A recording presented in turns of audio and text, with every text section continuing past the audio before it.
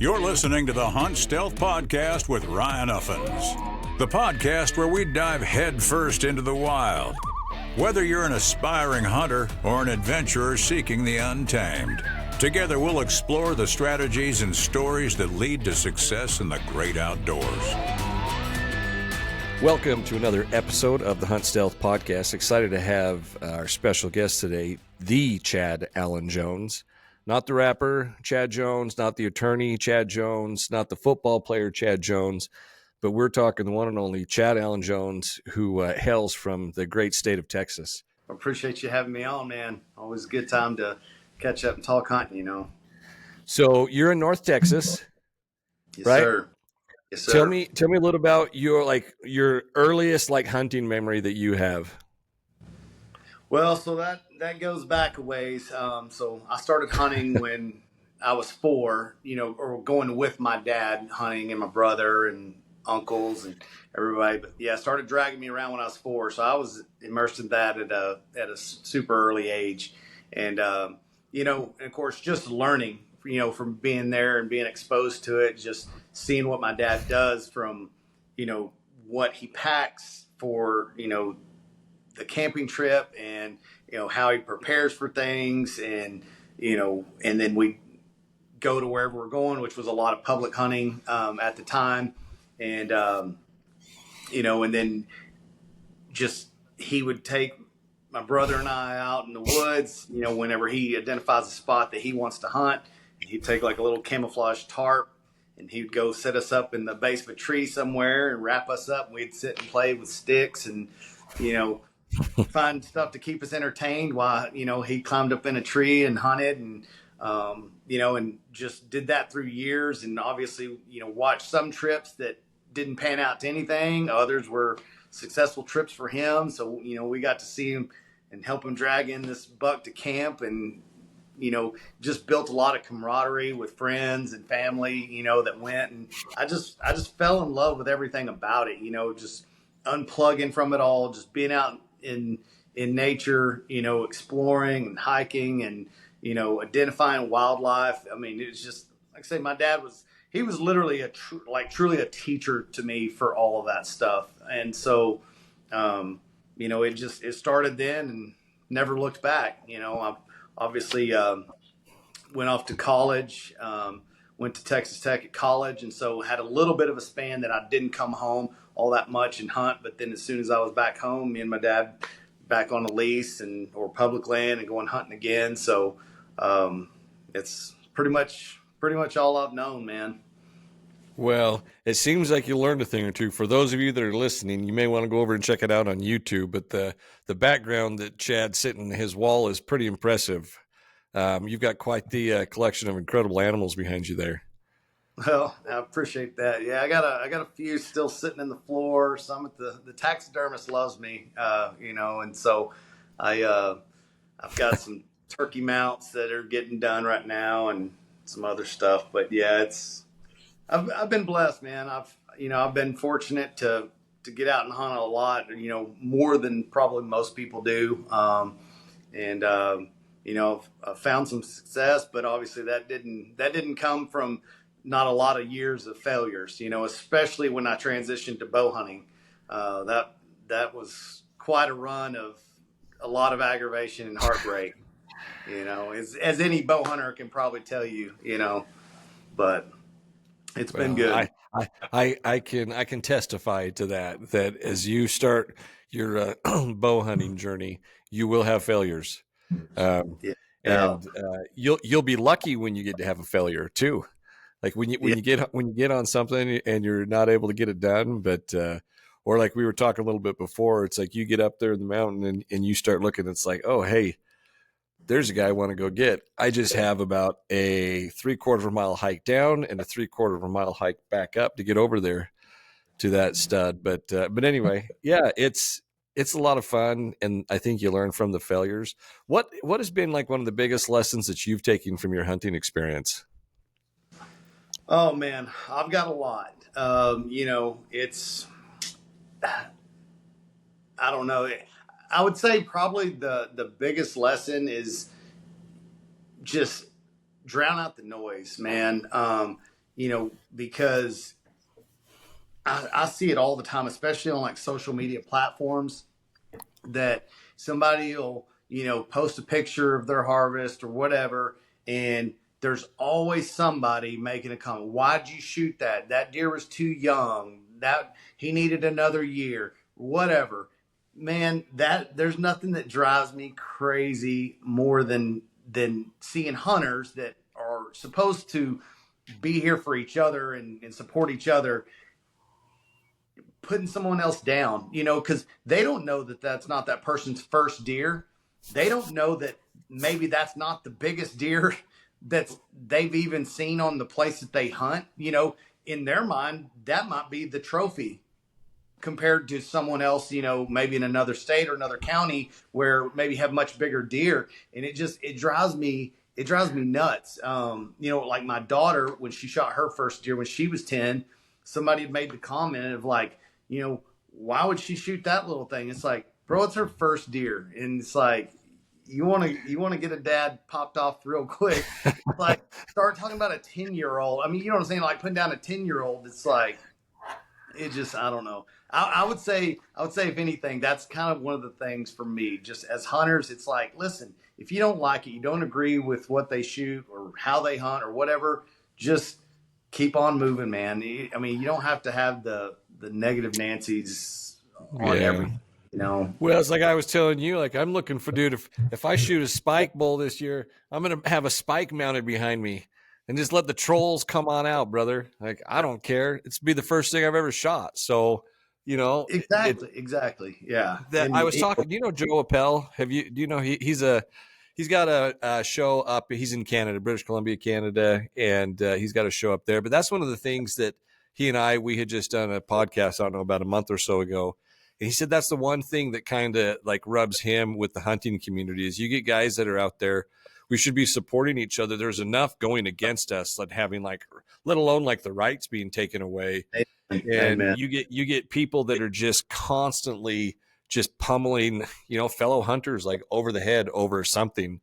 And it's like, for what? Like, why can't you just support someone? Like you said, if you got a 10-year-old little girl that just shot something and like, you got to come in and pop off about this, the size or the age or whatever it may be. It's like, just, hey, good job, girl. Like, keep up the good work. Or good job, guy. Because it's frustrating. That is the one thing that I've heard a lot about it. I haven't seen a lot about it, but I got nothing to post, man. So I'm sure it's coming. And I'm just going to let them run their mouth. Yeah, it's kind of disheartening. For me, it's like, I can handle it. I'm old enough, so it's like, whatever, kid, get away. But for my daughter to read these messages, it's just kind of like, Dad, why are they so hateful? And it's like, there's just people in this world that have nothing better to do but complain and put people down. It's just, the way the world is. But that's just, for me, that's a lesson that I just wish would be ingrained with hunters early on, is just, hunt morally and support other hunters. Now obviously if it's a hunter doing something unethical, or unethical, then I completely get the backlash from that. But it's like, especially somebody's first deer, or say they start hunting later in life and then someone's like, why would you shoot that? I mean, I don't agree with that. And it's just, people just need to be better, The nice thing is I got thick skin, so I don't care. I don't care what people say. I mean, people all the time are like, what have you killed? And I'm like, nothing. Like, why do you have a hunting podcast? I'm like, so I can learn, man. Yeah. I can sit down and talk with like studs like yourself that just, can share wisdom and like lessons learned and, be able to grow. And it's a fun community because there are some really, really, really good people in this community. Absolutely. That like want to help people have success and want to have them have a good experience. And, there's a lot of people that, like I said, I wasn't raised in hunting. I wasn't taught that hunting was bad. It was just wasn't something that our family did. Right. And so for me, like I've seen things and watched, and politically, I align with like the hunting and I've been a supporter of it. I've never been against it, but some people, all they see is the scroll, right? And there's a lot of, and even like I said, within the hunting community, I call them keyboard warriors, right? Because it's not something that they would never say to your face if they saw you out in public. Right. But yeah, for whatever reason, people feel like they have to. It's like Halliburton's dad, right? The Pacers game. Like he goes out there and starts running his mouth at Giannis. And it's like, what did you think was going to happen? Like, you're a freaking dad. Like, first of all. And it's just, I feel, and he's not like a spring chicken by any means, but the thing that kills me about that is it's like with your daughter, right? Like somebody comes in and starts mouthing off, and you're taking like a highlight of her life, like in her hunting career, and you're ruining it. And I think the same thing about this guy's dad, right? It's like, dude, your son hits a game-winning shot, and you have to go out there, and what are people talking about? They're talking about him. They're not talking about like the great thing that your son did. And it's the same thing like with you. It's like, I think it's awesome that you're there to support your daughter and build her up the right way and teach her, because unfortunately, I don't think it's going to get any better, with people and social media and everything else. Like more and more people are just going to run. And I guess one thing that I would I'll just say one last thing towards that is, I just assume when people are talking smack, it's a Russian bot and there's nobody really even behind it. Well, it's crazy. I mean, just talking about social media in general, like it's unbelievable how many posts would get flagged or get banned. And, obviously I see tons of other people posting them, so there's just somebody out there that I rub their skin the wrong way and they're going and reporting them. And, it's just, it's unfortunate, that we can't just do what we like to do. And granted, it's like one of those things to where I could go, okay, well, I can just keep doing what I've always done and just not post it. But that's the whole point of social media, and I mean, in posting those things and building these social medias is how people like me and you eventually connect and, make friendships and so I agree. I mean, the hunting community is great, but we've got enough people against us that we don't need help from other hunters, stirring the pot. So, don't eat your own, man. Don't eat your own. Yeah, exactly. But well, so tell me, shifting gears, we'll kind of leave that, put that one to bed for now. But what's been one of your favorite hunting experiences that you've had that really sticks out to you? Well, I've got a few. Obviously, my first deer when I was 10 that was kind of the mecca of why we do it, right? Tell me about it. Tell me, like, what do you remember from that hunt? Yeah, so I was hunting Davy Crockett National Forest. It's in East Texas. That's a lot of the place that where I hunted with my dad growing up, so real familiar with it. And so I have a 30-30. This was before I was 10 years old. This was before transitioning to bow hunting and all that stuff. So I had a 30-30, and I go and get up early, and we find a spot out on this public land, trying to keep from finding the sea of orange vest out there. And I kind of sit up on this little creek, and I'm not really seeing anything. And I'm kind of real impatient. Like if I'm not seeing something in the area, then I just get up and move. Well, I get down like in this creek, and I walk down a ways, and I see this crossing, where deer had been crossing. And I'd been down off in this creek bed for a ways, and I don't know, probably close to a quarter mile. And I pop up over the top, and there's a buck bedded there, and he jumps up, and I couldn't have told you how many points he had. I didn't know anything other than I saw that he had horns, and he was as wide as his ears. And anyway, he stands straight up. He's looking right at me, like trying to figure out what I am, because it was super quiet on that sandy creek bed. And so I just pull up to open sights, shoot him. He runs about 30 yards and falls over. Of course, I'm flipping out. I was just like, holy crap. Of course, I had no cell phones back then. So I So I go over and I kind of drag him up against this tree, go back to camp, and my dad and them were still out hunting, and but my dad heard the shot, and so he pretty much knew it was me. So about probably 45 minutes later, he come back to camp, and he's like, "Did you shoot?" And I was like, "Yeah." And so he's like, well, "Let's go get it." And so we go over there, and man, I was ecstatic because I was the only one in camp that had shot anything. So I'm like flipping out. And dude, it's a little like Jack. I'll have to get I have it still up on my refrigerator. I'll get a picture of it. It is a little jacked up 7-point, man. But Dude, you have to send it. yeah, it's I'd love to see but it. I was on top of the world shooting that thing. But yeah, that was obviously my all-time high until several years ago when my oldest daughter, Chloe, when she turned 10, she shot her first deer. And and so it just brought back that feeling, that emotion of, all that adrenaline and just the anxiety, just everything all bundled up into it. It just took me back. And then it builds that bond where now she's experiencing and getting that rush and that feeling, that high of why we do it and why we go back and do it over and over. And so at that point I was like, man, nothing's going to top this. I had caught it all on video. She's crying, freaking out, we're hugging each other, and I was like, this is amazing. And of course hers was a little like what you'd consider a coal bucks, like a little 3-point, the one that people were giving her crap about. But anyway, but for her, it's her first deer, so I wouldn't have cared what it was. And anyway, and then last year, my youngest daughter, Blakely, she shot her first deer at 11. So, and now her luck was a little better than ours.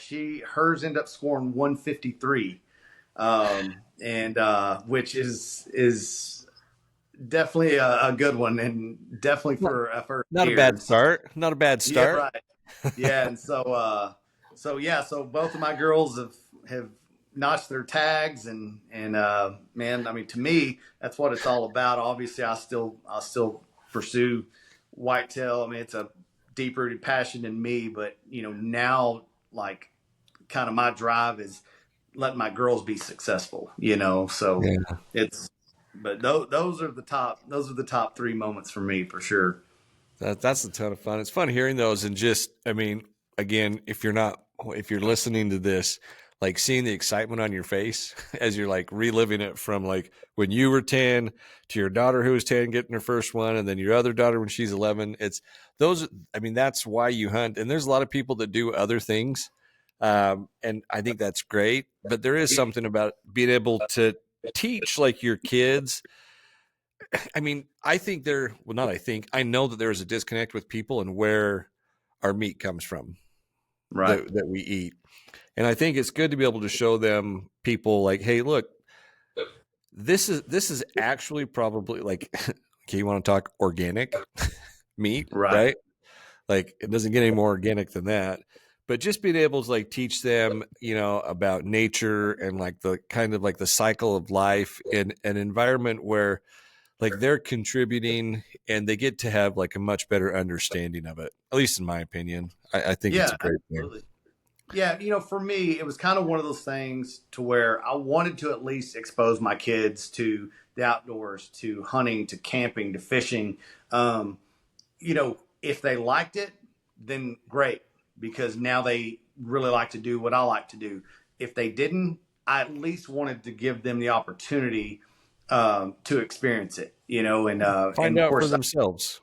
yeah, exactly. And so, because, to me growing up, I kind of looked at that as like, how do people not do this? Like, how do people not like, hunting and fishing and, just kind of everything that revolves around the outdoors. And, it's just, so at the end of the day, I mean, I just wanted to expose my girls to it, and I've been super blessed that both of them love doing it. Both of them love hunting.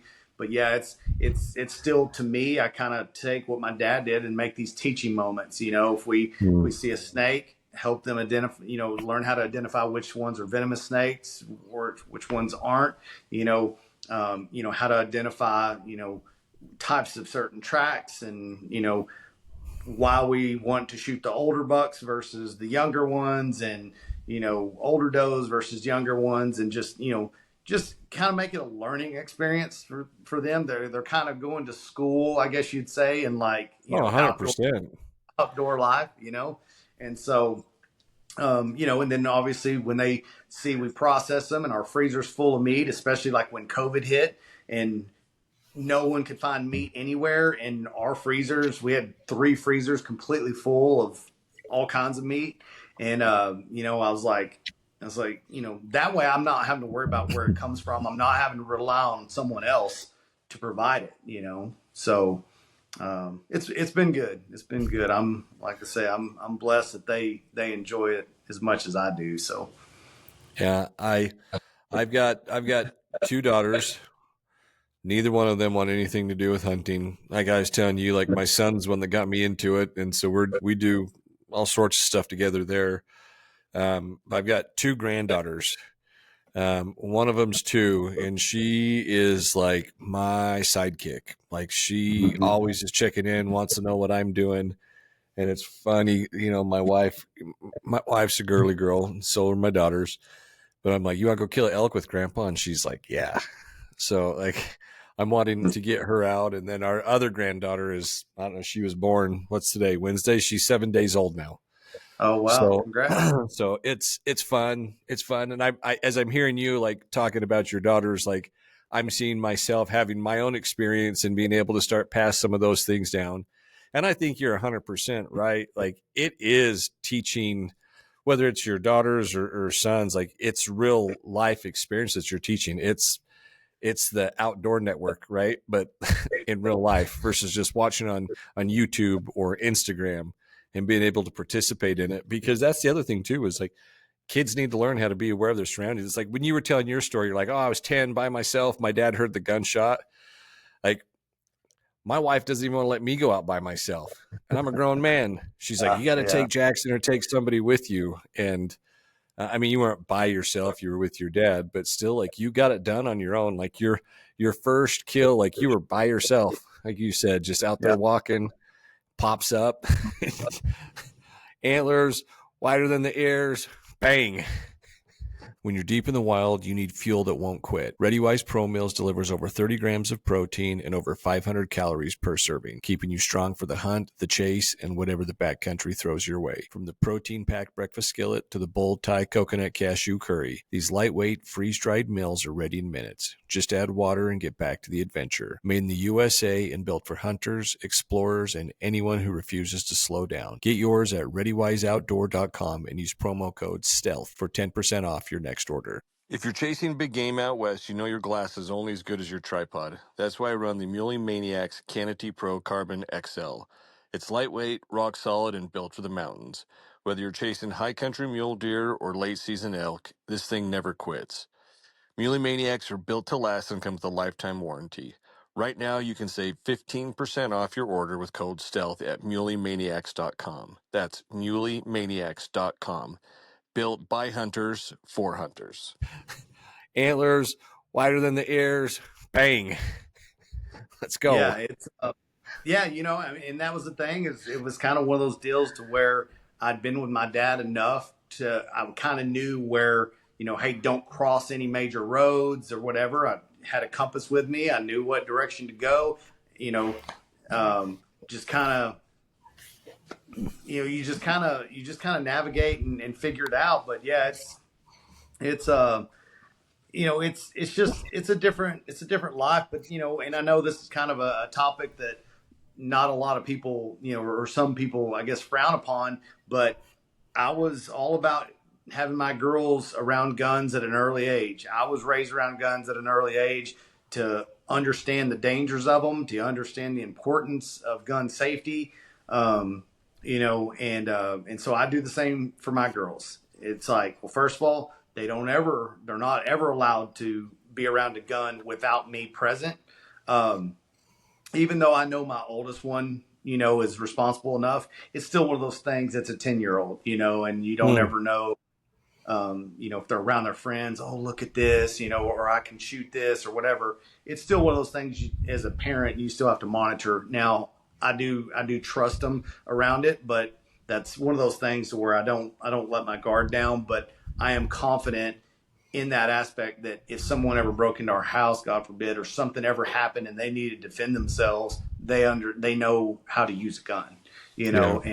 and for raising two girls, that's been something that that has been pressed for me. I teach them martial arts, teach them jiu-jitsu, and teach them how to load and shoot a gun, because that's two things that you hope they never have to use, but you at least want to have the opportunity to prepare them, if something were to ever happen. And because Well, the you can't worst, be naive. Yeah, you can't be naive. I don't think you should be naive anymore to the world that we live in, right? because it's like, I mean, you go back to the elections and you, like years before that. And again, I don't want to bring a whole bunch of politics into this, but it's not the same world that you and I grew up in. It's just not. Like I grew up, if somebody said something, like we could go have a conversation about it, and if we had to like throw fists, we'd throw fists, and then we'd end up being friends. But like Mm-hmm. now, it's like you hear kids are getting stabbed, or they're getting shot, or they go in and shoot up an entire school, and it's like I'm the same way. Like with my kids, like all of them know how to like use a gun. My wife's the one that I worry about. She's like, it would be taken from me and used against me, and I'm like, you're probably right.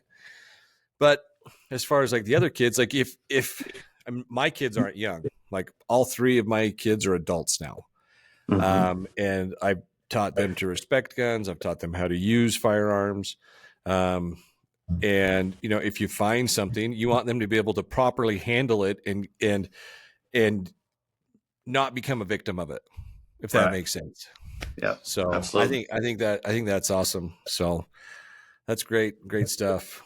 I think it's great advice. I think it's great parenting, in my opinion. So Yeah.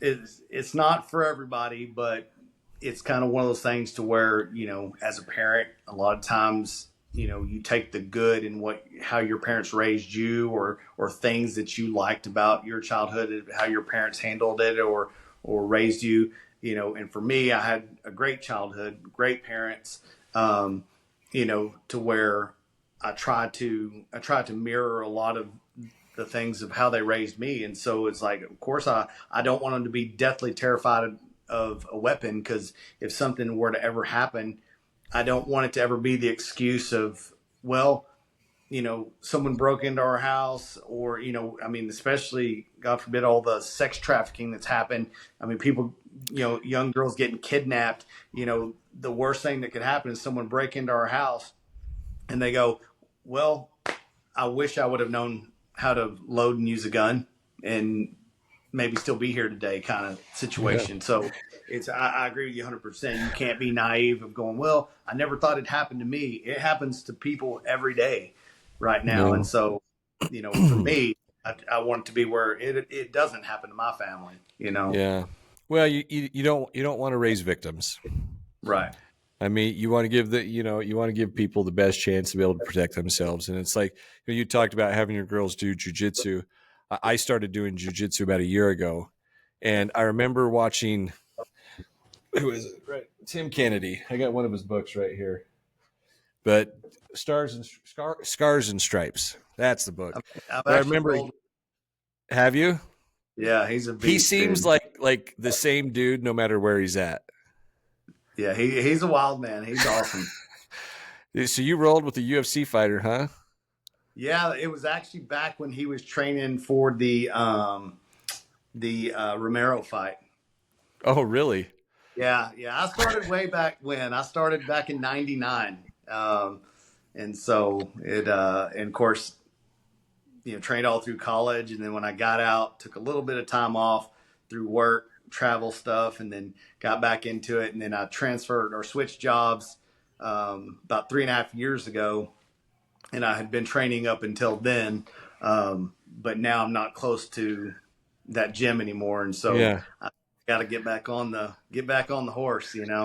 Dude, if you rolled with Tim, then yeah, you know what you're doing. Yeah, 'Cause- he is a He's an animal, dude. It's just the guy doesn't stop. He I seems like don't he's know. built different. Yeah. He is. I don't know how a human being has that much energy, but it's just he's next level, man. Yeah. But yeah, so it, I talk about the book. I read the book. I've been following Tim. I first saw him on UFC, and then I became, the History Channel. He was doing that Hunting Hitler series. I Mhm. don't know if you ever saw that, but I started watching it, and he's not why I got into. Well, he's one of the reasons I actually started. Rogan had been talking about jiu-jitsu and all that, and I had done some martial arts when I was younger, and I was like, yeah, like my kids are growing now, like I've got some free time. I'm not coaching baseball. I'm not coaching, basketball or whatever. Like I'm going to go do something for me. But I remember my point being, we were talking about like God forbid somebody ever breaks into your house. But Mhm. I saw a video Tim Kennedy had posted, and he said that he had taken some guys that had never done jiu-jitsu before, took them in, and they rolled for 5 minutes and brought them back in. And he's like, how are you guys feeling? And they look like me the first time I ever rolled, just dripping sweat and Yeah, just gassed. And he's yeah. like, that was 5 minutes. He goes, do you know what the average response time is for the Austin Police Department? And they're like, no. He's like, 8 minutes. So if somebody breaks into your home, would you be able to protect your family and control somebody long enough to allow for the police to arrive?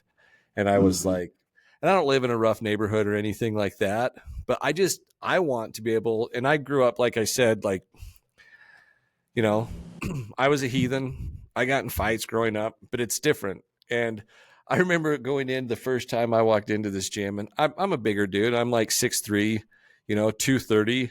And I walk in, I'm looking around, and I'm like, oh, these guys Yeah. don't know what they got Throw them, coming to them. throw them around. Yeah, And yeah, it was about like 30 seconds into it, and I was like, this is not what I thought it was going to be. You go through, we do like the self-defense portion and every training, and they're like, all right, we're going to roll. And I was like, what on earth is happening? Because it really, that's the one thing about jiu-jitsu. Their strength definitely helps, but if you don't know what you're doing, they'll use it against you. They will gas you out and just like put you to sleep. yeah. That's I'll make it a quick story, but that's kind of how. Same deal. I used to watch the early UFCs, and I was like, man, this is incredible. And so there was a gym that opened up about 20. It was about 25 miles from my house, and so it was at the time the only martial arts gym around here. And so I was like, man, me and a buddy were like, dude, let's sign up, let's go do it, let's go learn jujitsu. And it was actually a Valley Judo school, but jujitsu based. But anyway, so we go in first class. They're teaching like some techniques, and same deal. He's like, hey, we're gonna partner up and we're gonna roll. And he partners me up with this guy. I don't know. He's probably, I don't know, maybe 6 foot, 5'11", 6 foot, and just, I mean, you know, skin and bones. He's Yeah. a little skinny dude, super cool.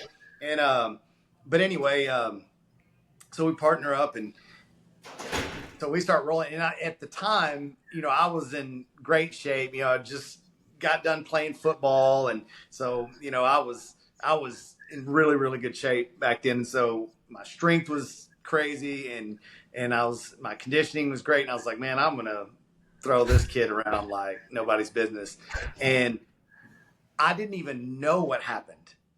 All I knew was I was choking. I couldn't breathe. And I'm just like, what the heck is going on?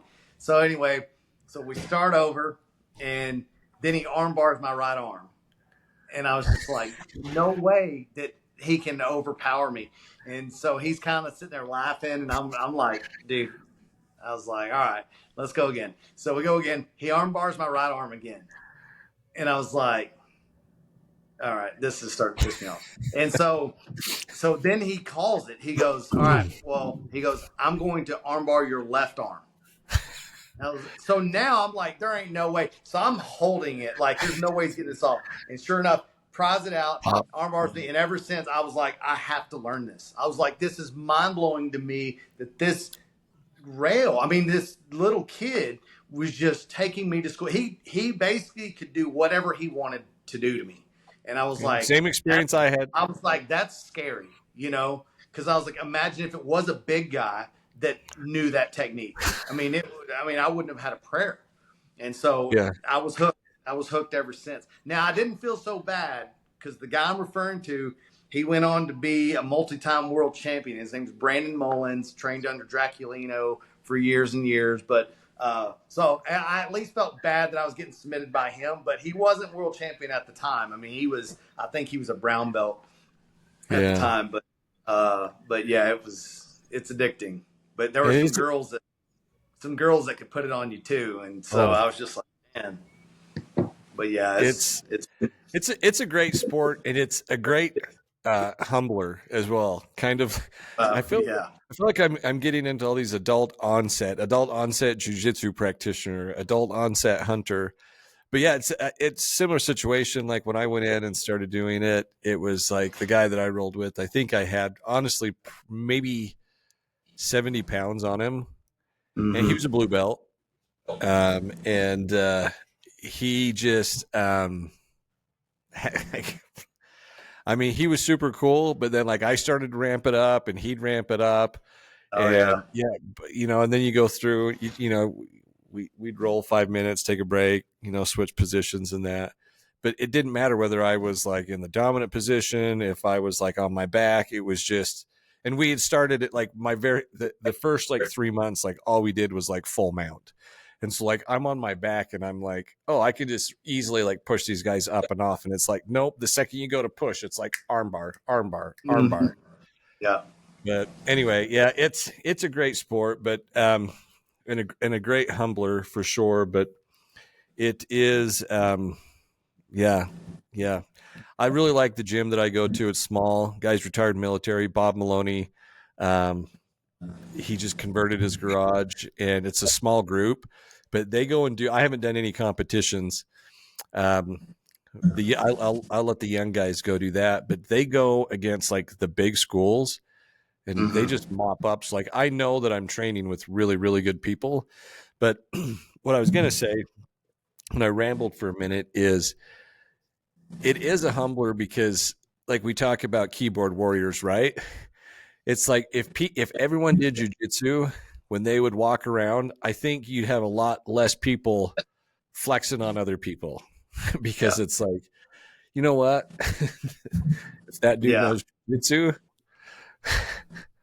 I think there'd be a lot less violence in the world. Anyway, my 2 cents. Yeah, it is. I mean, it's, you know, it's like that with anything. There's always something that somebody feels like they're better than everybody else, or they know more than everybody else, and they feel like they need to chime that in regardless of the circumstance.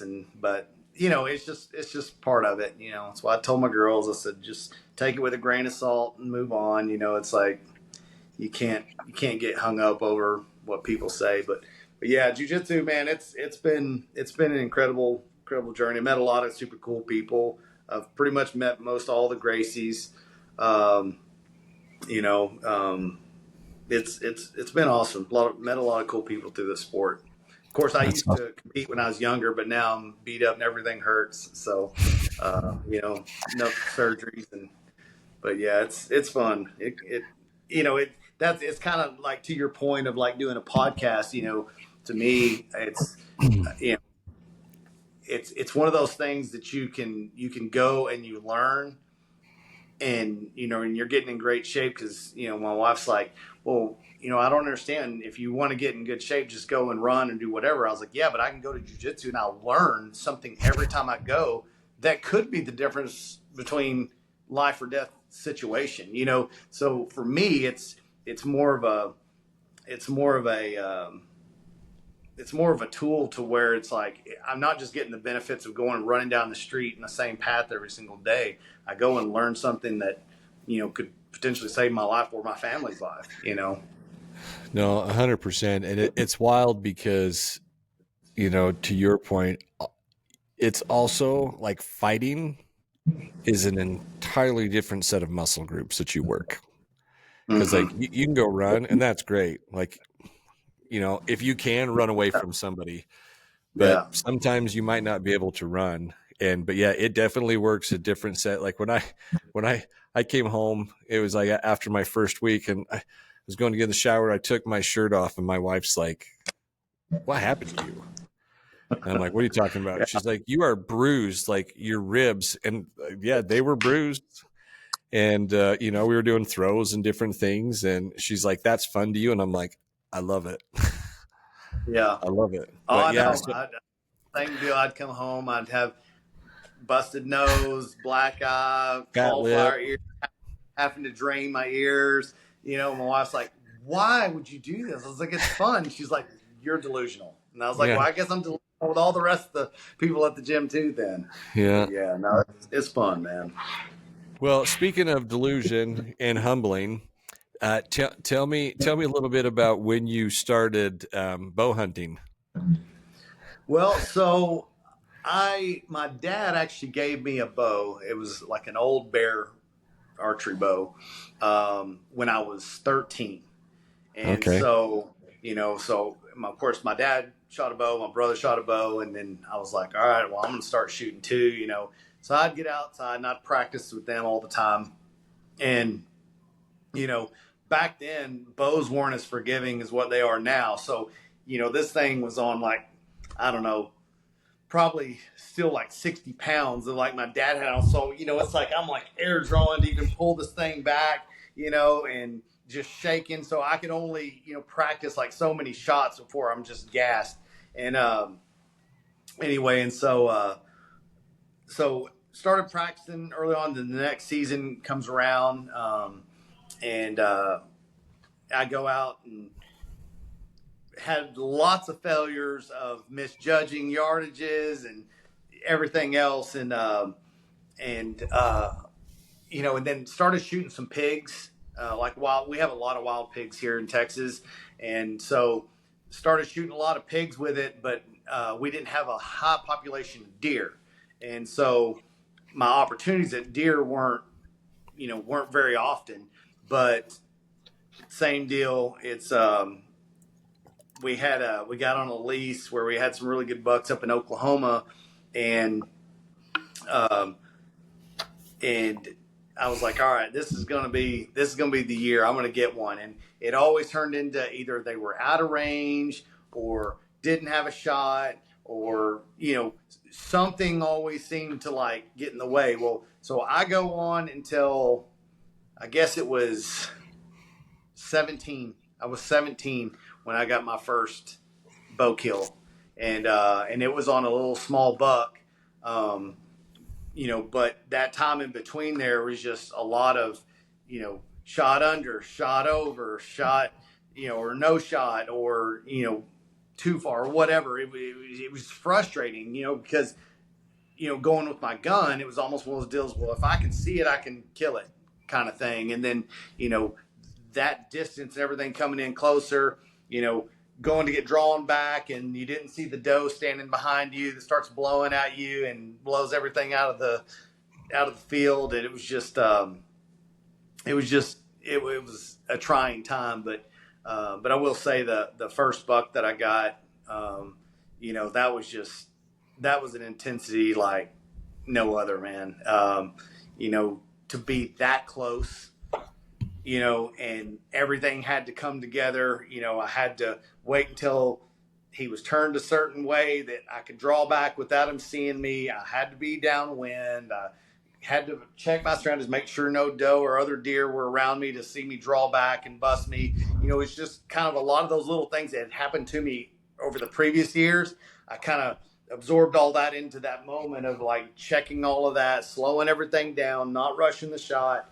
And, and so once I got my first buck with my bow, dude, it was over. It was a whole nother set of challenges at that point for me, to where I almost never even wanted to pick up my gun.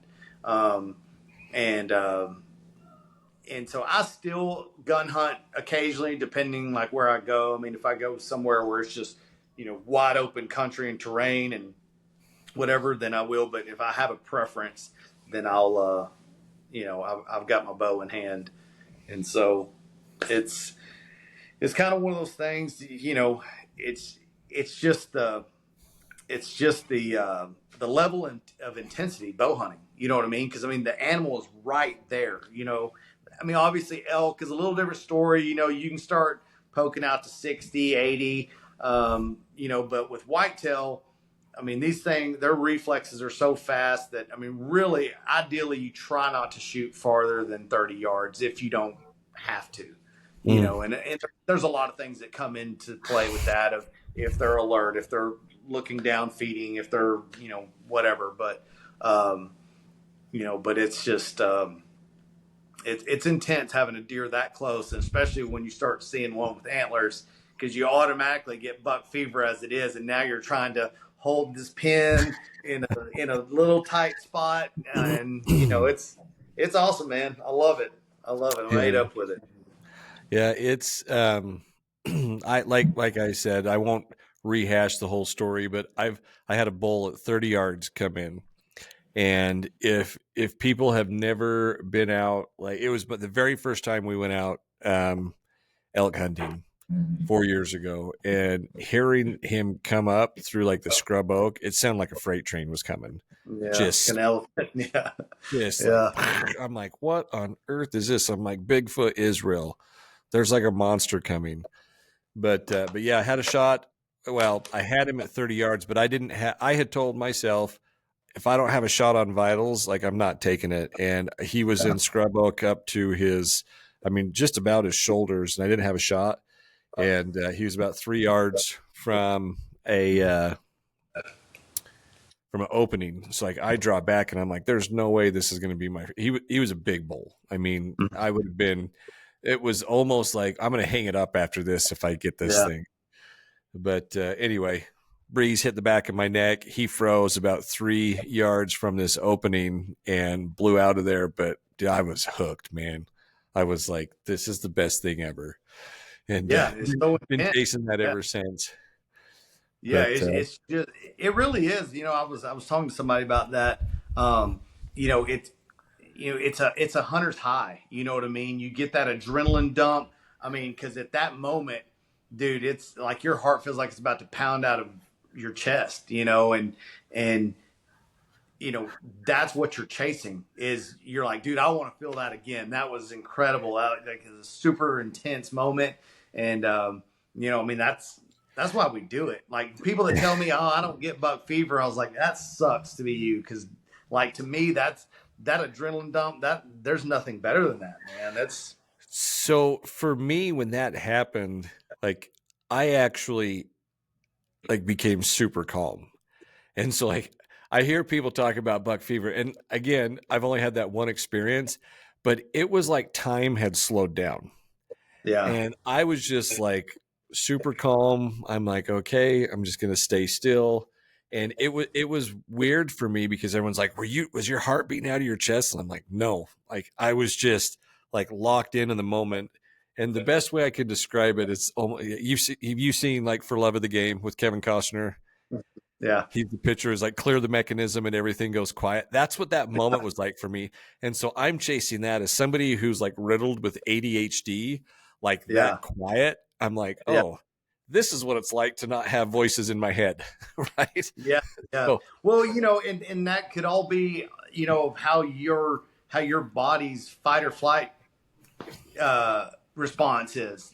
Some people's is almost the flight situation, to where you're literally like, you'll see people freak out so much that they'll rush the shot, or be like, oh my God, I don't know how I missed. And then they'll realize the pin wasn't even on them, or they used the wrong pin. Like their brain's just going at a much more rapid pace. And so, for you, I mean, your response is more maybe the fight of just like, okay, everything comes into focus and it slows down for you. That's awesome. Because there's a lot of people that freak out so bad that it ruins the opportunities for them. You know what I mean? Yeah. It's you gotta breathe. That's awesome. It's like the ADHD memes that I see where it's like, like a normal task, like stresses me out. But if there's like chaos, I'm like, okay, here's how we navigate through this.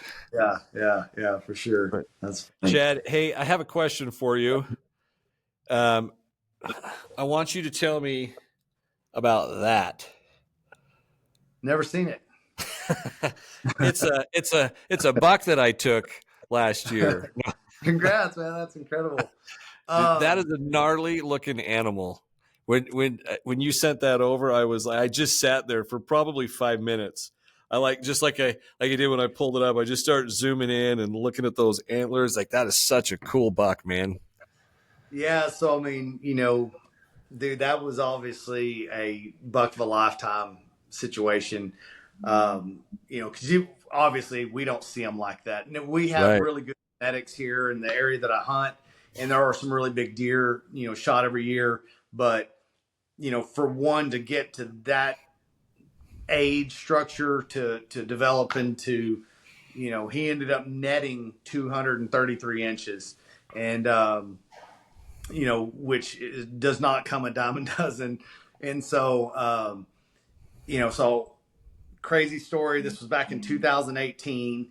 I had a buddy reach out and he's like, "Hey man, there's a property, down from where he's got a lease. He's like, that's, they've got an opening on this lease if you want to get on it." And so I was like, "Yeah, where is it?" So he told me, and I was like, "Oh yeah, some big deer run up through that place." I was like, "Shoot me the guy's number, I'll call him." So I called the guy, talked to him for a while, and he's like, "Yeah, we're all just getting on this lease for the first time." And he's like, "Do you know much about it?" And they weren't really from this area that much, but I was real familiar with these areas, and I was like, "Oh yeah, I'm definitely in on this." I was like, "There's some studs around there," and so anyway, but our lease date didn't start until November 1st. Normally for us, because we're in an archery only county, which is Collin County in North Texas, it's bow only, and so normally starts on October 1st. So we had already lost the whole month of archery season until this lease started in November. So we get it on, the lease agreement starts on November 1st. We're all like drawing straws of like, hey, who wants to sit and where? We hadn't had boots on the ground. We didn't know anything about any of this stuff. So it was kind of like just drawing straws for quadrants of like, hey, who wants to go this area and find a spot, whatever. So I was like, well, y'all just go figure out, because there was 3 other guys on it, so 4 of us total. And I said, well, y'all just go pick your spots. You let me know where you are going to be, and I'll navigate a way to, find a spot, stay out of y'all's way. I don't have to pass y'all coming and going, whatever. So they all picked their spots, and then the next weekend was my time I was able to go. And so I take some cell cameras down there, and I'm kind of just walking through doing some speed scouting, because I mean we're starting to creep up into the rut at this point. And so first thing I start looking for is obviously bucks have been rubbing like crazy all through the pre-rut. So I start just speed scouting, looking for rubs, and I end up coming across one right on this like little ravine. Dude, this tree is this big around and just wrecked. And I was like, dang, this has got to be a really big deer or a piss off spike. I don't know. But anyway, so I took a cell camera and I put it on it, kind of overlooking it, and there was an oak flat right there. That night, when I got home, it's about 10 o'clock that night, my cell camera goes off and that buck shows up on there. And dude, I'll send you a picture of it. It's a nighttime picture, and I'd never seen a deer that wide. I was like, there's no way this deer is on this property right now. I mean, dude, we hadn't been there a week, and I was like, holy crap. And so of course now I'm going, man, do I tell these other guys on the lease? Because I didn't know them. Like, I mean, I just met them on the lease. And so I'm like, well, do I tell these guys, or do I just try to get in there and hunt this thing, or what? And I was like, nah, they're going to see it. If it lives on the property or around the property, they'll see it. So I share it with them. And then one of the guys ends up moving his stand that he picked the weekend before. When I told him where I was on this creek, he moves it on that same creek. And I was like, all right, so this is how we're going to operate. So anyway, but and then they're in there hunting like every single day, right? And I still didn't have any daytime pictures of them. And so, I'm going in, moving some cameras around, and I finally start getting some more pictures of them on the other end of the property. And so it was kind of one of those things to where, these guys are like, anybody seeing him? Anybody seeing him? And of course, then I'm quiet. I'm just like, man, I haven't seen him. Maybe he moved off down the creek or whatever. Cause I'm like, if this guy's going to be trying to move in on the spot that I gave them first, dibs on, and then try to come over where I said I had a picture of him, I was like, that's not cool. And so anyway, did you confront him? Yeah, so like we're all on like a text group on the deal, and so anyway, he says he's moving his stand. I was like, well, dude, you already picked your stand. And he's like, yeah, but it was kind of thick. I didn't really like it. Anyway, it's like whatever, dude. So just feeding you a line. Yeah, and so it was kind of one of those deals. Like you know how it is. Sometimes you get on a leash, you don't really know people until you get to know them. And I was like, whatever. It's like, it's fine. I mean, I'm in this deal right now for the year. I've got a lease agreement, so it's like I'll just deal with it. And so I kind of, it was kind of one of those deals where they're all going hunting. They're all obviously they know this deer's around, so they're all trying to kill him. And I didn't even go hunting. And they're like, "Why are you not going?" And I was like, "Because there's no daylight pictures of him." And they're like, "Yeah, but he could show up anytime." I was like, "Yeah, but I don't want to be in there getting my scent on the ground, pressuring him." I said, just because you're not seeing him doesn't mean he can't smell you or smell the scent on the ground where you're going in and out, and know you're educating him and knowing that, somebody's in there that hasn't been. And anyway, and so then November 13th was when I got the first daylight picture of him, and he was following this doe around. And so I was like, all right, it's go time. So I went in to my boss's office. I put in 2 weeks, full 2 weeks vacation. I said, I'm hunting every day from now until Thanksgiving. And he was just like, really? And I was like, yeah. And he goes, dang, it must be a big deer to take a full 2 weeks vacation. So I showed him a picture, and he goes, I hope you get him. I don't blame you. And so anyway, the other guys, they were starting to take vacation because now we're starting to hit like the prime time of the rut. And, bucks are just on their feet longer. And anyway, and so this guy was hunting on this the creek that I was telling you he moved to, where I was getting him on this rub, and he had a rub line there. And so I thought, okay, well, what am I going to do? I can't go and sit by him because that doesn't help. One of the two of us is going to get screwed if he comes that way and smells us. But anyway, so I thought, well, what I'll do is I'll get on the downwind side. And I thought, because that way, if the buck smells him and goes the opposite direction, then I may be in the game. And sure enough, I go and I take a climate, like just lock on stand. I find a spot, I set it up on this little trail. And it was about mid-morning. I see the legs coming down this trail, and I was just like, holy crap, man. This is I can tell it's a buck because I can see the antlers, but I couldn't tell what it was. It was just kind of glimpses of it in the brush. But I was like, holy crap, this might be him. And sure enough, he walks into where I can see his antlers, and I'm like, oh my God. So I turn on my GoPro, my Tacticam, I get everything knocked, rearrange all my stuff, make sure my pins all rolled, everything's on it. And he turned for whatever reason. He comes off the trail and he kind of like veers off to the side. And there was a clear cut right there. And so his head was kind of behind the tree. So I arranged it real fast. It was 45 yards. And I was just like, dang, man, it's a little farther than I want to shoot, especially on a deer like that was already kind of alert with what's going on, because I think that was the deal. He smelt him and went the opposite direction and kind of came down to where I was. And anyway, so he kind of stands there, and dude, like I see him, like I'm looking at the side of him, and then he turns and looks straight on at me, and I'm just like, oh my God. And I'm actually glad that he didn't step out and give me the clear shot, because I don't know that I could have made the shot. I was shaking so bad. And anyway, and so he kind of just stands there, and he kind of scans around this little ravine that I was on. And he turns, walks back the way he came, and I didn't see him again. And I was getting pictures of him, like sporadically, kind of all over the place, but did not see him on the hoof again until November 22nd, which was Thanksgiving morning. The other guys, the guys I was telling you about, they were all gone to family members' houses for Thanksgiving. So just me and one other guy was hunting, and he was way at the other end of the property. And so we get there early Thanksgiving morning. I'm hosting Thanksgiving at my house, and my wife's like, "Hey, don't be late. We got tons of family coming in for dinner or for lunch." I was like, "I'm just gonna go hunt for a couple hours. It's my last day. It's basically I've used all my vacation." And I was like, "It's my last time. I got to go to work right after Thanksgiving break." And anyway, and so I was like, "I'll just go for a couple hours, hunt, and I'll be back." She's like, "All right, whatever." So I go out there.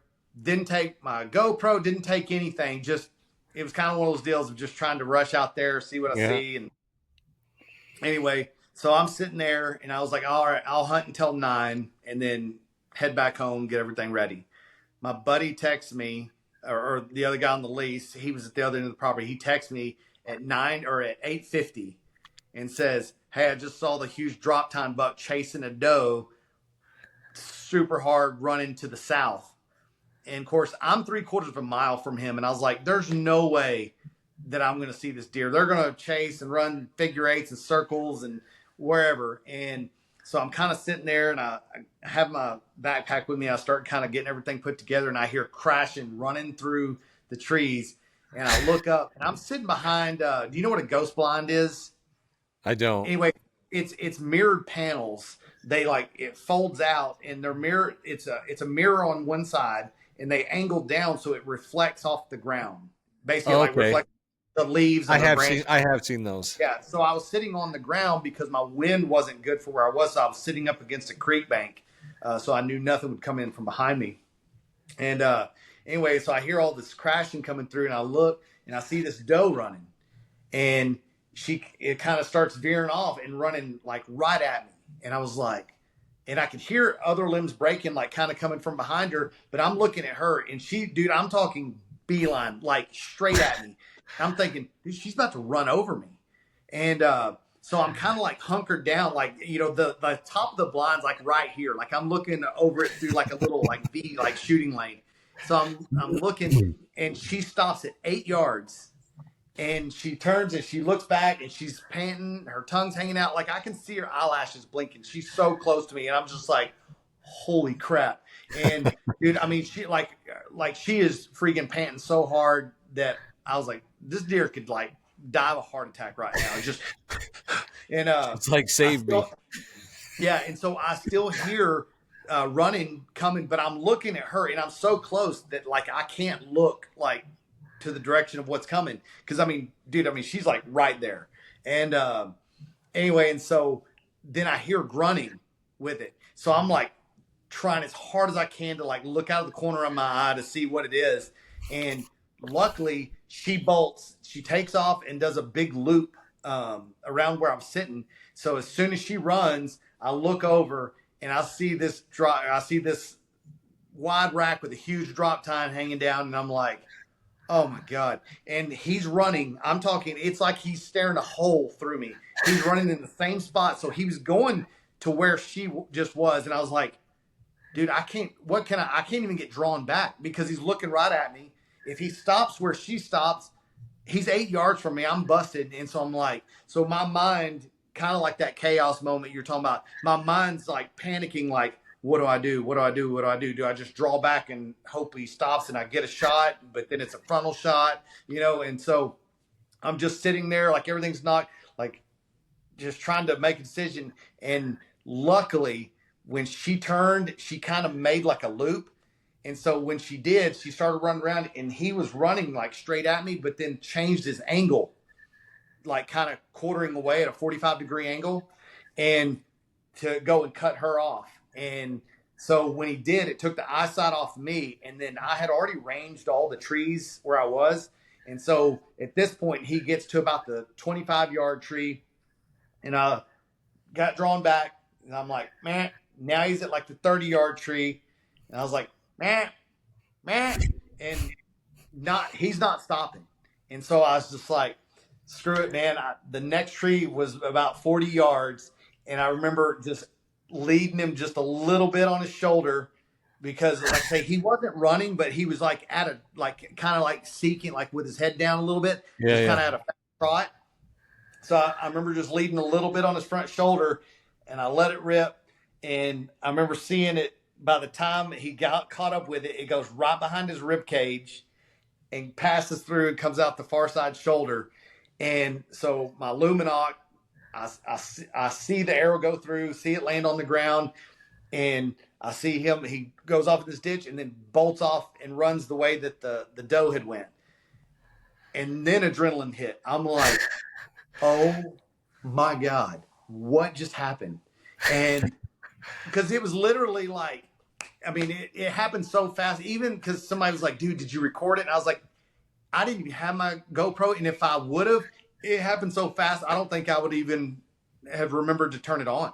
And anyway, and so he bolts around the trail. And of course now, you know, like I say, it's 8:53, whatever. And I'm like, all right, I said I was going to go. And so I was like, I can't wait an hour, which is what, you know, you typically should do, wait at least an hour, whatever. But I was like, man, it for sure hit liver. So I was like, what I'm going to go do is I'll get my arrow, check the blood, and then see what blood's on the ground. And if it looks like good blood, then I'll kind of peek around there and see. If it's not, then I'm going to back out, go to the Thanksgiving, then come back in the afternoon and look. So anyway, I go pick up my arrow, coated in blood. I see on the ground, it's just poured out. I mean, like freaking paint can. And I was just like, all right, this deer's going to be dead as long as I don't push him onto a neighbor's property or somewhere. And so I was like, all right, well, I can't help it. I'm like, I got to look and see like kind of where he went to. So I creep around the edges and it goes out. There's this ravine and then of some thick trees. And then on the edge of it's just this kind of open field. And I get right to the edge of it. And I'm looking around there. I get my binoculars. And it's kind of this tall, like Indian grass. And so I'm scanning over it. And I just see antlers sticking out the side or, you know, sticking up above the grass. And I was just like, oh, my God. So to walk up and put my hands on this thing after having, dude, I had hundreds of pictures of him. And within a very short period of time, just he lived on the property. And, you know, just to pick him up, I was just like, dude, this is what have I done? You know? And anyway, so little did I know this thing was going to become like spread like wildfire, right? So it set the Collin County record. It's still currently the largest one in the record, for Collin County. For Texas, it was the third largest killed with a bow in the state of Texas. In 2018, it was the largest buck killed with a gun or a bow in the entire state of Texas. So obviously, once the pictures kind of spread like wildfire, everyone's like, oh, it might be a new state record. Like it started going crazy. Well, so I still had 3 people on the lease. You know, we can hunt till basically, you know, second week of January. And so I was like, man, I didn't want to mess it up for them. And well, except for one of them, the one that's trying to steal my spot. But I was like, I didn't want to mess it up for them. So we were trying to keep it under wraps. Well, one of the farmers that helped me get it out took a picture of it on the back of his ATV. And I was like, hey, man, just do me a favor. Please don't share this with anybody. And he's like, no, man, I won't send it out. Dude, it wasn't 24 hours. I'm seeing pictures, people texting it to me. I'm seeing it all over Facebook. This thing's spreading like wildfire, dude, like going crazy. And people going, oh, look at this buck killed out of Collin County. Who's the hunter? I don't know. No one said anything. No one's come forward. So like a couple days goes by and now everyone's going, well, wow, how would you kill a deer like that and not come forward and say who it was? Man, I guarantee somebody poached it, blah, blah, blah. Oh, no, that's high fence deer, like just all kinds of stuff. Well, my neighbor, the guy that found out that hunted next to me was a local game warden. And he was like, he's like, hey, man, so once they found out, it got out that I was, some local people knew that I was the one that shot it. And anyway, so they contacted him, and he calls me. He's like, "Hey, you might as well just post a picture of it." It comes out. He's like, "Dude, I've got people calling me saying I need to investigate this case." He goes, "I know where you hunt. I know it was all good. I've seen the deer. Whatever." So anyway, so I post something, and then it spread like wildfire, dude. I had, the Lone Star Outdoor Show podcast reach out to me, had me on their show, multiple other podcasts, Buckmasters. It ended up being on the cover of their magazine for 2019. It was in North American Whitetail. It was in Eastman's Journal. It was North Texas Trophy Hunters magazine. I mean, it went crazy. I was like, dude, this is nuts for shooting a deer. I was like, this is pretty incredible, because obviously it's something I love to do. And, you can only dream of something like that ever walking out. But it was amazing at how many doors shooting a deer like that opened for me, and so it was pretty incredible. So, I won't ever top that. I've seen some really good deer, and I've shot some really good deer since then, but I have realistic expectations. The chance of me ever seeing one bigger than that or killing one bigger than that's pretty slim. So you never know. You never know what you may stumble across. You never know. I have seen some big ones. I've seen some over 200 inches, but it's they're not easy to kill. They don't get that big for no reason. You know. Yeah. No. Well, man, I appreciate you taking the time to share that story. I hadn't heard anything about it. Like I said, I've been kind of sheltered in the hunting world, but I'm starting to learn more and more. But dude, what a cool story, like a cool situation. You guys were able to get out there. And like you said, you got a guy that's sharing the lease with you, trying to poach off your territory after you gave him dibs before you to go find something. And then you do the right thing and you share like the photo. And anyway, I'm glad it all worked out. Well, I'll just tell you this, you've been new to the hunting world, as much as hunters, there's a lot of guys out there that want to help and, help other people be successful. There's just as many of them out there trying to steal your thunder. You find a good, hunting spot, public hunting spot, wherever, and you share it with the wrong people. And then all of a sudden it's like, hey man, I found this awesome spot, but don't share it with anybody. And then all of a sudden you see that guy in there with 3 of his buddies in there, and you're like, dude, what the heck? So I found out the hard way on that. I keep all my hunting spots tied to my vest. It's kind of a funny story. So I don't know if you know what Hunt Stand is, but yeah, I do. Kind of like Onyx. But anyway, so they're coming in to film a hunt with me this fall. And I kind of joked with them. I was like, well, here's the deal. You're gonna have to turn off your GPS location. I'm gonna have to blindfold you to take you into my hunting spots, because nobody hunts with me except for my daughters. And so, and it's been funny because kids, my daughter's friends will ask like, hey, where's your dad hunt at? And she's like, I don't know. He doesn't tell us. She's like, we drive in when it's dark and we drive out when it's dark, so it's, unfortunately we have to do that, man. People lose their minds over big bulls, big bucks, people do crazy stuff. Yeah, well, that's that area that I was at on that one bull that I got on. Like, it's a pretty popular area, but a buddy was like, hey, he's like, I'm going up. He goes, I got a different tag. He's like, I want you to go up there. He's like, if you can get down to these walls. And he didn't give me like the exact location because I still had to work. He's like, if you can find the wallows up there, he's like, you'll get on a bull. And it was the last day of the hunt too. Last day of archery season when I was on there. But I'm up there and I'm like, everybody knows about this place.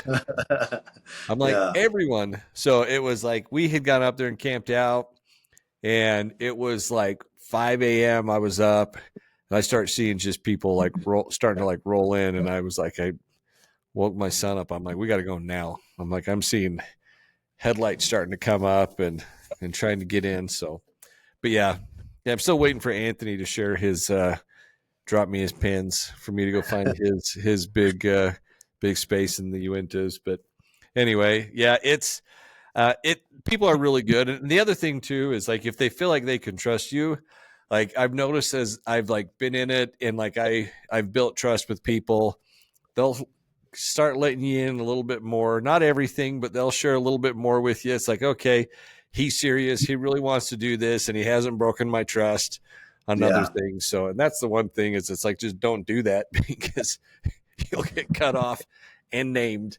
Like, don't Oh talk to yeah. this guy. It is. It's weird. It's my wife was talking about that one day. She's like, man, it's crazy the drama just like around hunting. I was like, yeah, but you got to understand there's people that put in a lot of time, a lot of effort, a lot of work, a lot of, to scout and find these spots. And then, you share it with somebody that, you think you can trust. And then all of a sudden they're telling everybody under the sun, I said, it just kind of breaks the code. You know what I mean? To where, and even though people say, oh, well, maybe it's public land or whatever, yeah, but everybody else has just as much right to go put in as much time, effort, and scouting. So for me, it's got to be somebody I really trust if I'm going to start, kind of filling them in on. And I'm the same way. It's like if I'm going to hunt a public land spot that I've never hunted before, I don't ever ask anybody, hey, what'd you see over here or whatever. It's just kind of like, I'm going to go in and assess it myself. Just cause I don't want, people to feel like if they run into me looking somewhere or going somewhere or checking something that, I didn't do that to them, so it's just kind of those deals to where, plus part of it to me is I enjoy that challenge of, cause someone's like, man, how do you kill these big bucks? How do you find all these big bucks? And I was like, a lot of scouting, and I was like, and plus, the flip side of that is you got to be where big bucks are. You can't expect to see a 200-inch deer if you're in a county that, the average size is 120. You may get a genetic freak out there along the way. I was like, but, you got to be where they're at to get on them. Yeah. Well, it's a great story. Great picture. And yeah, you have to definitely send me over some of those nighttime pictures you had. Cause I could imagine like sitting there checking that and seeing that thing pop up and just being like, oh, here we go. Just the excitement kicks in. Yeah. But, that's awesome. Chad, hey, if there was like, do you have like a bucket list animal, like something you haven't hunted that you'd like to go and get after? Well, so I was actually supposed to go to Africa. My bucket list of all the things that I wanted to hunt the most there was a warthog. But that was right when COVID hit. And so we ended up having to cancel the trip and then never got it rescheduled. And then right now I'm on the fence of going to New Zealand with a buddy of mine next year to hunt red stag. That would be a pretty epic one. Red stag's like at the top of the list for me. I mean, dude, those things roaring, that bonkers. Well, that's cool. Yeah. Hey, as we kind of wrap up here, I have a couple questions I like to ask, and I kind of put people on the spot. But what would you say is the most overrated item when it comes to hunting? Piece of equipment, whatever. I'll tell you what it is. It's the camo brand that you're wearing. Because I see people fight about this till they're blue in the face over, oh, Sick is better than Kuyu, or Kuyu's better than Realtree, or Realtree's better than Mossy Oak, or Mossy Oak better than Muddy. I mean, it's like, guys, really? Like, it's all camo. Now, I get it if you're getting down to the finer things of just, the quality of what you're needing it for, because people hunting out west will have different needs for someone hunting in Texas, right? Or somebody hunting in Alaska is obviously going to have a different set of gear than somebody, hunting in Florida. And And so it's kind of one of those deals to where it's like, man, just find what you like, what works for you, and where you hunt. And stop. I mean, I see all these memes about Sitka hunters and all this. I was like, guys, it's all good stuff. I mean, it's and it's gotten crazy because of the marketability. I remember my first camo was like Walls from like like the Walls brand from like Walmart. Yeah. I mean, dude, that's what I grew up wearing, and now there's a jacket for $600, and I was like, I'm too rough on hunting gear to pay that kind of money for something that I'm gonna have ripped to shreds and all the briars and stuff that I go through. But to each his own. But to me, it's just funny how I see so many people get on the bandwagon. I'm like, I don't care what I wear as long as it works and functions the way I need it to function. It's just it's crazy. All right. Well, on the other end of the spectrum, here's a question for you. What's the one piece of hunting equipment that you don't go out without? Well, well, I mean, you can state the obvious. Obviously, arrows for my bow or ammo for my rifle. You can't go out without that. But I would probably have to say a knife. And I've been asked this question before, actually, on a podcast, and it's a knife. And they're like, really? A knife? And I was like, you'd be shocked at how many people I've been out with at camp or wherever that didn't have a knife. And I was like, do you not plan on being successful? I mean, like, I don't understand, like, how you don't. Of course, I carry a knife on me every day, right? It's like I've got one on me all the time. But I'm going, how do you not have a knife when you're going hunting? Yeah. It blows my mind. So to me, that's one. It's like, dude, that's the staple. I mean, you have to have a knife for all things outdoor related. I mean, because it can come in handy for any facet of being outdoors. Yeah. No, I think that's good advice. Yeah, I definitely think that there's a lot of things like you kind of say, like you get in the rush sometimes. A knife is one's like, are you planning on not being successful? Like, if you shoot something, like, what are you going to do? Like, Yeah, go try and flint rock? Because somebody came back and they go, oh, well, your phone, of course. And I was like, yeah, but can your phone gut a deer? As like, can your phone shoot the deer? I was like, the phone is not the most critical piece to me. It's a nice to have because now you don't have to carry a compass with you anymore, even though I carry a hard compass because what happens if your phone breaks, if it dies, if whatever, but it's funny because we used to go without backpacks and now it's like I go out, my backpack's full of everything as if I'm planning to get lost out there and stranded. Wandering the wilderness. I've got everything I need. Yeah, no, and the reason I asked that other question, it's not necessarily like the obvious, like there's like maybe it's just something personal, sentimental, or just something that's like you said, like a nice to have. I know one of the guys down at Wild Arrow, I talked with him and he's got the marsupial gear bino harness. And he's like, dude, when I've been out for 8 days and I pull that flap down and I put my hand inside for my binos and I feel that nice soft suede, he's like, oh man, he's like, just having that like is a little like bit of comfort. Like psychologically, he's like, I don't know what it is, but it just makes me just like kind of like mellow out and just is like, okay, nice things can come again. Yeah. I mean, no, something I do carry a lot, obviously bow hunting that I would say most people don't is goose down feathers. I have like these micro like goose down feathers because I've tried like all the like the smoke wind detectors and the little silica powder wind detectors and all that, and they'll go and they'll dissipate after like 5 yards. But I found that the goose down feathers is, for one, they're super bright white. They're really, really light and small. They're not like a bigger feather that'll, weight itself down.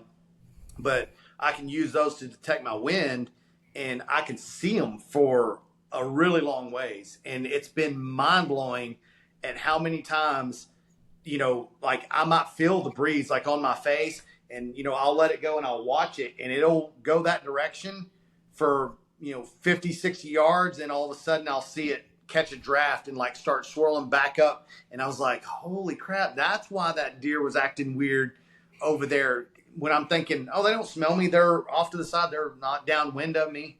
And just thermals and drafts it's crazy, especially like when you get into mountainous terrains.